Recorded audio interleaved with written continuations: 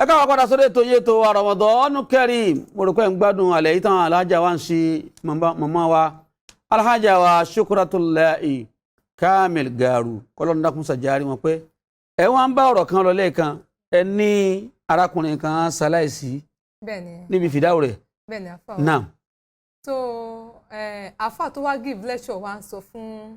opó yẹn ìyàwó ẹni tó kú pé ó ní period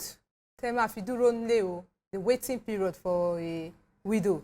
is 4 months and 10 days tẹ́ máa fi dúró ṣùgbọ́n tẹ́ bá rí i pé kò sí olùrànlọ́wọ́ fún yín fún jíjẹ àti mímu oníṣòwò ní ẹnẹ́tọ́ láti lọ sí ṣọ́ọ̀bù yín láti lọ ta ọjà láti fi rí nǹkan halal tẹ́ máa fi bọ́ àwọn ọmọ yín rather than taking haram things all in the name pé ẹ wà nílé opó ṣe rí pé ẹ̀kọ́ ńlá nìyẹn torí pé tabawo náà nígbà ayé ànábì wa kíkà tọ́lá fún kó máa bẹ fún Khadijat ìyá wa ìgbàgbọ́ tí ó yẹ kó jẹ́ role model fún gbogbo àwọn obìnrin mùsùlùmí oníṣòwò ni a very successful business woman ni kó tó di pé ó pàdé prophet nígbà tó dẹ̀ tún pàdé prophet náà kì í ṣe pé prophet sọ fún pé tó bá máa fẹ́ mi o gbúdọ̀ dáwọ́ iṣẹ́ ṣíṣe dúró prophet ní agbára láti pàṣẹ fọ́lọ́run pé ọlọ́run nǹkan tí mo fẹ́ jẹ nǹkan tí mo fẹ́ dà kó dà lé òun lọ́wọ́ ṣùgbọ́n kò lórú agbára bẹ́ẹ̀ ó fún Khadijat ní ààyè láti máa ṣe òwò ẹ̀ lọ Khadijat ẹ̀kọ́ kan tí wọ́n fẹ́ kákọ́ lára Khadijat ni pé nígbà tí Khadijat wá ń ṣe òwò ẹ̀ lọ yẹn kò máa ní ìgbéraga sí ànábì sallallahu alaihi wasallam kò máa ṣe àfojúdi sí ànábì mo wá ń béèrè lọ́wọ́ ẹ̀yin obìnrin tẹ̀ ń wò mí pé ṣéṣe tí wọ́n ń ṣe òfin ṣe pé mọ́tòmọ́tò sọ́kọ ni torí ìdí pàtàkì tọkùnrin mi ò kí fi ń gbà ẹ ṣeun màmá wa pé kí obìnrin ṣiṣẹ́ nìyẹn nígbà tó bá ti ń ṣiṣẹ́ tó ń ṣàfojúdi sí ọkọ tó ní kí lọkọ fẹ́ ṣe tó wọ ẹgbẹ́ kí lọkọ ṣe tó gbọ́ràn mọ́ sí ọkọ lẹ́nu báwo lọkùnrin ò ṣe wá ní pé màmá wa sẹ́rí ọ̀pọ̀lọpọ̀ ọkùnrin ìbéèrè yẹn mò ń bá bọ̀ pé ọ̀pọ̀lọpọ̀ ọkùnrin ní rísìn tí wọn kì í fi ń gbà kíyàwó wọn ṣiṣẹ́ o torí tí ìyàwó bá ń ṣiṣẹ́ tó bá di pé change ń bọ́ sọ́wọ́ rẹ̀ tó náà lówó lọ́wọ́ a máa ruga sọ́kọ o àyàrá tó bá mọ̀ pé iṣẹ́ òun ọlọ́run ní kó kálùbáríkà wọ ojú tọkọ lọ tó ń pè wọ́n bí jísùn lọ ojú tọkọ lọ ọkọ òdìgbà kó lẹ̀ wájú ẹlòmíì o irú bẹ́ẹ̀ sọ yẹ ẹ dákun mo fẹ́ kẹ́ bá mi obìnrin wọn ló lè ní mẹ́sì olè tọ̀lẹ́ lórí àpáta obìnrin làwọn tí ń wò wálé tí wọ́n fẹ́ kẹ́kọ̀ọ́ yìí ẹ bá mi ṣàlàyé fún wọn irú báwo ló yẹ kóbìnrin ọmọ obìnrin tí ń bá ń ṣiṣẹ́ náà tọ́lọ́ ń dẹ́ fàlùbáríkà ṣiṣẹ́ rẹ̀ báwo ló ṣe yẹ kó tẹríba fọ́kọ tó tí òfin ní ìṣàgbákò. tó Ọlọ́run bá mi ṣe dáadáa fún yín jù báyìí lọ. iṣẹ́ tó ní pé ká ṣe kì í ṣe pé ká fi ṣe àfojúdi sí ọkọ wa o kò ní ká fi rí wọn fín o they deserve our total respect and we must give it to them 100% respect. kì í ṣe pé torí mo ti ń ṣiṣẹ́ ọkọ ò lè pàṣẹ fún ẹ o àwọn àdìtì pọ̀ tá a lè tẹ̀lé kódà tó bá ń ṣiṣẹ́ ojúṣe ẹ as ìyá sórí ọmọ o gbúdọ̀ ṣe o gbúdọ̀ ṣiṣẹ́ tó máa pa ẹ́ lára débi pé o ò ní rí tọmọ gbọ́mọ nílé tẹ́pọ̀ ọmọ ọ̀dọ̀ náà ní gbogbo ẹ̀ ibi tọmọ ọ̀dọ̀ ti máa ń kọ́ ọmọ wa ń kọ̀kúkọ̀ nìyẹn nígbà tí yóò bá ráyè o gbúdọ̀ kùnà níbi ojúṣe ẹ sọ́kọ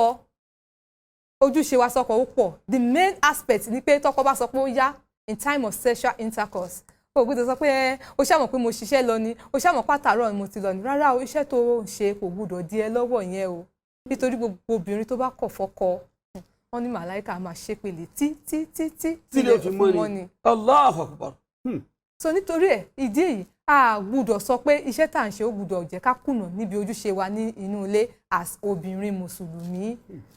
tá a bá ti ṣe gbogbo eléyìí tá a tẹ̀lé àwọn conditions yìí àwọn òfin yìí tó we are good to go gbogbo iṣẹ́ tá a bá ń ṣe àlùbáríkà máa wọ̀ torí tí inú ọkọ bá ti ń dùn sí inú ọlọ́run náà máa dùn sí wa. a máa dùn sí wa Allahu Akbar kabira ọlọ́run musa jaari yín pé mo máa wa ọlọ́run bá dúró tì yín la ilaha illallah. dákun ní mo á fẹ́ béèrè pé níní ọmọ ọ̀dọ́ ńlé ojú wo lẹ́yìn fi wò ó nípa pé sẹ́mà ọmọ ọ̀dọ́ ni ó fọṣọ tọkọ ni ó fọṣọ ti ìyàwó ọmọ ọ̀dọ́ ni ó dáná ń bò míì ọmọ ọ̀dọ̀ ni ó wẹ ẹ̀wọ̀n ọmọ ọ̀dọ̀ ni ó tẹ́bẹ̀dì ọmọ ọ̀dọ̀ ni ó tún léṣe ọmọ ọ̀dọ̀ ni ó ṣe gbogbo nǹkan ikú wa lójúṣe obìnrin gan-an tọ́lọ́mọ ọ̀dọ̀ ẹ bá mi yànnà náà kó kálukú lè bá a mọ ibi tí wọ́n jà fún. kọ́lọ́n ṣe dáadáa fún gbogbo àmín ọ̀rọ̀ lálẹ́ béèrè yìí torí nǹkan tó kọjú sí ẹ̀yìn kan ẹ̀yìn ló kọ sẹ́lòmíì the issue of house help tá a bá wò ó ní most ilé kò máa nídìí ṣe rí ká sọ ti ṣẹ̀ríà o obìnrin ni mí iṣẹ́ ilé gan lásán ó ti tó nǹkan tí àwọn ọkùnrin á máa sọ sálárì fún wa fún ṣùgbọ́n country tá a bára wa society tá a bára wa ká má purọ́ tanra wa àwọn tó jẹ́ tọ́nọ́lá gan bíi Dangote bíi Senator Bọ́lá Tinubu àwọn ìyàwó wọn gan wà engage o tó fi ẹpọn tún rí owó o wọn jókòó lé tó ká wá wò ó ǹjẹ́ a ní ìdánmọ̀ ọ̀dọ̀ náà ká tó ṣe anything ìwọ tó bá fi pé ń tèmi o a ní ìdí ọmọ ọ̀dọ̀ torí tẹ bá rí àwọn ọmọ ọ̀dọ̀ tá à ń gbà ní ìsìn oríṣiríṣi ló kúnnu wọn ẹlẹ́mìí òkùnkùn bẹ́nu wọn o lè má rí mùsùlùmí gbà lọ́mọ ọ̀dọ̀ kó jẹ́ ẹlẹ́sìn tìbí tí ó jẹ́ pé tó bá ti lọ ọ̀tọ̀ ní nǹkan tó máa bẹ́ẹ̀ kọ́ àwọn ọmọ ẹni ilé tó bá kọpá pé a ní ìdí ọmọ ọ̀dọ̀ àrí bóyá bí àbúrò tó lè dúró ní ọ̀dọ̀ èèyàn tó jẹ́ ẹbí èèyàn tó lè dúró tó kan pápá a ní ìdí ọmọ ọ̀dọ̀ ó yẹ ká fi ààlà sí àwọn nǹkan tí ọmọ ọ̀dọ̀ wọn máa ṣe especially nínú àwọn ilé mi kan wà tó ṣe pé bí Ramadan yẹn ṣe wà àwọn ọmọ ọ̀dọ̀ náà ló sì máa gbọ́njẹ ọkọ ló máa fa aṣọ ọkọ kò yẹ kó rí bẹ́ẹ̀ because ládàá ni à ń tì kúrò lọ́dọ̀ ara wa yẹn iná ní dídá ó yẹ kó jẹ́ ojúṣe wa as obìnrin àwa la gbọ́dọ̀ dáná fọ́kọ wa nínú Ramadan ni kò ń ṣe nínú Ramadan ó yẹ ká fààyè lẹ̀ kò yẹ ká ṣiṣẹ́ tó máa pa wá lára débi pé à nílè dáná fún àwọn ọkọ wa tó bá rẹ̀ wá tó wò pé wá ní ọmọ ọ̀dọ̀ lọ́dọ̀ pé kó gbọ́ tèmi yìí ọkọ náà máa reason pẹ̀lú ẹ pé ìyàwó mi ò kí ń ṣe báyìí o ó rẹ̀ lé ní ìní á sì gbà fún ẹ bẹ́ẹ̀ tá a bá wò ó àwọn nǹkan tó ń ṣẹlẹ̀ mo fẹ́ lè sọ pé ní ìdí ọmọ ọ̀dọ̀ tí a bá gbọ́ra wáyé láàrin ọkùnrin àti obìnrin a máa jẹ́ olùrànlọ́wọ́ fúnra wa nínú ilé débi pé a máa help ara wa àwa ní lack in anything even in house chores ní lack a máa help ara wa a máa bára wa ṣiṣẹ́ débi kó máa fi bọ́ sí déédéé. ìyá wa ọlọ́run ọjà rí i pé sẹ́rí bíi tí ẹ wá parí ọ̀rọ̀ sí yẹn mo fẹ́ béèrè ìbéèrè kan nípa ẹ̀ torí àríkà nínú àdìsí ànábì Muhammad sallallahu alaihi wasallam wọ́n nígbà tí wọ́n béèrè lọ́wọ́ Aisha ìyàwó ànábì wípé báwo la ànábì tiẹ̀ ti rí inú ilé kí ni ìwà ẹ̀ nínú ilé pẹ̀lú ẹ̀yin ìyàwó wọ́n ní Aisha ní pé wa huwa da'iman fi khidmatina ànábì gbogbo ìgbà ní máa ṣèbọ̀ yìí sìn wá nínú ilé ìyẹn ni pé wọ́n ní ànábì àmà báwọn ìyàwó ẹ̀ tó máa ń tọ́ ẹ kù ṣẹ́gùsí ṣègbà ṣàwo kankan ẹ̀ẹ́bẹ̀lẹ̀ bá gbé kíní kan náà ànábì àrà wọn lọ́wọ́ abáwọn sọ gbogbo orí nǹkan máa ànábì àmà báwọn sí bó táwọn obìnrin táwa ń fẹ́ nísìn mo fẹ́ béèrè sẹ́mi pé kíní yẹn obìnrin míì ó máa ń sọ ọ́ di ojú ọwọ́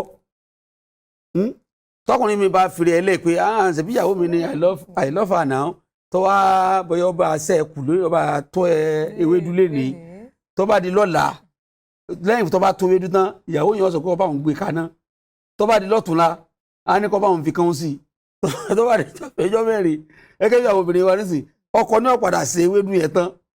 tọkọ báyìí ti ṣe fúnra ara ọkọ ní ọ̀padà máa ro àmàlà ẹ̀ kàn wípé ìyàwó yóò máa wo tẹlifíṣàn díà dákun àmàlà omi àmàlà ẹ̀ ti hó lọ́ọ̀lẹ́ rò ẹ dákun mo fẹ́ kẹ́ ẹ bá balance àárín yìí ṣé tọkùnrin bá hẹ́pù obìnrin ṣé èèwọ̀ ń bẹ ń bẹ ni tó wáyé kóbìnrin ọ̀sọ̀rọ̀ ọkùnrin bẹ́ẹ̀ di wípé kọ́sọ́ di gbẹ̀wù dání. kọ́lọ́n má ṣe wá lóbìnrin ìbú. àmín. kó ṣe wá ní obìnrin bíi Khadija kó ṣe wá ní obìnrin bíi Aisha kó ṣe wá bí obìnrin bíi Aisha ìyàwó Farao tó gé ní àlìjánà látàyé. Allahu Akbar. tí ṣẹ́rí òótọ́ ọ̀rọ̀ kòrò àwọn obìnrin if you give us a mile àbí bá lọ ṣe sọ tẹ́ bá fún wa ní àyè díẹ̀ a máa fẹ́ sọ di púpọ̀ kò sí obìnrin tí ò ní trait yẹn ní ara ṣùgbọ́n tó bá ní àgbọ́yé ẹ̀sìn tó sì ń ro ọ̀la àwọn ọmọ kò ní fẹ́ sọkọ di gbẹ̀wò dání ọjọ́ tí ọkọ tó bá willingly help nínú ilé á gbà pé olówó orí mi ó máa ṣe á tún appreciate ẹ̀ ọjọ́ tí. appreciation yẹn gan mo fẹ́ kẹ́ bá ń dúró lé lérí kí ọkọ̀bìnrin mọ̀ yín pé iṣẹ́ òun lọkọ̀ òun bá òun ṣe kódà kó tún kúnlẹ̀ pé àmà ìdí ẹ ṣe mo dúpẹ́ kọ́ má rí bíi pé ẹ mà tí tẹ̀báyé náà. bẹ́ẹ̀ni so ọjọ́ tí ọkùnrin ò bá ṣe kó má wò pé kí ni ìwúlò ẹ̀ kí ni kó máa sọ̀rọ̀ òdì sí ọkùnrin kó má máa wọlé onílé pé ṣèbí bàbá alágbájá gan máa ń ṣe bẹ́ẹ̀ fún ìyàwó ẹ̀. mo fẹ́ yẹ ká mọ̀ pé gbogbo ìwà tá a bá wò sí ọkọ wa ní kọ̀rọ̀ ni o ní gbangba ni o orí àwọn ọmọ ló ń padà bọ̀. Allahu Akbar. so ìdí èyí èmi ò ní máa rọ àwọn obìnrin pé ká má misuse opportunity táwọn ọkọ bá ti fún wa bóyá ọjọ́ kọ̀ọ̀kan wò pé my dear sùn I'm doing the cooking today tó dẹ̀ bá ṣe é ká má retí ẹ̀ lọ́la o kódà ká má gbé sọ pé dáàdi lágbájá ṣebí ẹ̀yin lẹ ṣe lánàá kí wá lóde tẹ̀lé ṣe léni ká má fayọ̀ fọ́ ọjọ́ tí wọ́n bá ṣe ká appreciate ẹ̀ ọjọ́ tí wọ́n bá dẹ̀ ṣe ká ti rí pé iṣẹ́ wa ni ká náà dẹ̀ ká lọ ṣe.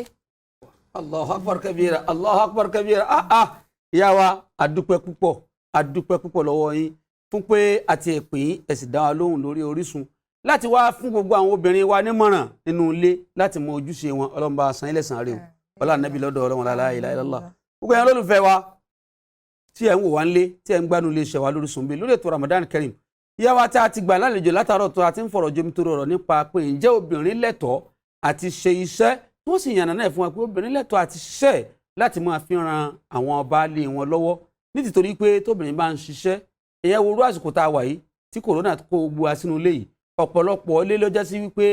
ìyàwó ní padà wá ń bọ ọkọ torí ọkọ ò lè jáde àmọ́ ìyàwó níṣẹ́ tí ń ṣe nínú ilé bóyá télọ̀ ni tí ń dọ́gbọ́n rán sọnú ilé bóyá kinní kan ní ń tà wóróbo kan ní ń tà kinní yẹn wọ́n fi ń padà ń jẹun ni wọ́n fi ní pé ọkùnrin dá ìyàwó ẹ̀ lókoòwò ìwọ̀n gapá kọ̀mọ̀ pé òun tọ́jú owó pamọ́ sí i lọ́wọ́ ni tọ́jú owó pamọ́ sí i lọ́wọ́ ni torí pé wọn náà lọ́padà gbà tán ìgbà tó bá yá Ọlọ́run kó máa ṣe wá lárugún o kọ́lọ́run kó ṣe wá lẹ́ni tí ó máa jẹ́ alálùbáríkà ni ọlá nẹ́bí lọ́dọ̀ ọ̀rọ̀ á lọ sókè lọ́wọ́ nísìn láti dágbére lórí ètò ti àárọ̀ yìí ká dẹ̀ sọ ánsà fún ìbéèrè tí a béèrè ní ìjẹta kọ́lọ́ mọ́sàgbọ́dẹ́ ẹnì kọ̀ọ̀kan wa ẹ̀sùn ẹ̀kú kalẹ̀.